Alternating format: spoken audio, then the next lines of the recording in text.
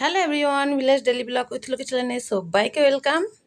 এখন তো বৃষ্টি হচ্ছে আর ঝিরিঝিরি বৃষ্টি, তার সঙ্গে কলা পাতায় খিচুড়ি, জাস্ট অসাধারণ।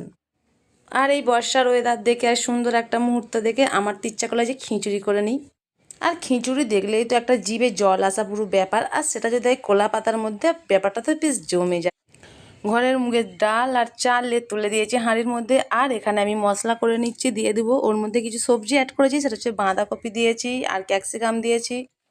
মশলার জন্য ইউজ করছি আমি এখানে পেঁয়াজ, আদা, রসুন বাটা আর কিছু কাঁচা লঙ্কা, তার সঙ্গে টমেটো, বেশ লাল লাল টমেটো। মশলাটাকে বেশ ভালো করে কষে নিচ্ছি যাতে না গন্ধটা ছাড়ে, তার জন্য বেশ কড়া করে। আর আমি তো নিয়ে নিয়েছি এখানে দেশি ডিম, আর দেশি ডিম জানো তো খেতে কত সুন্দর হয়, কুসুমটা তো জাস্ট ওয়াও।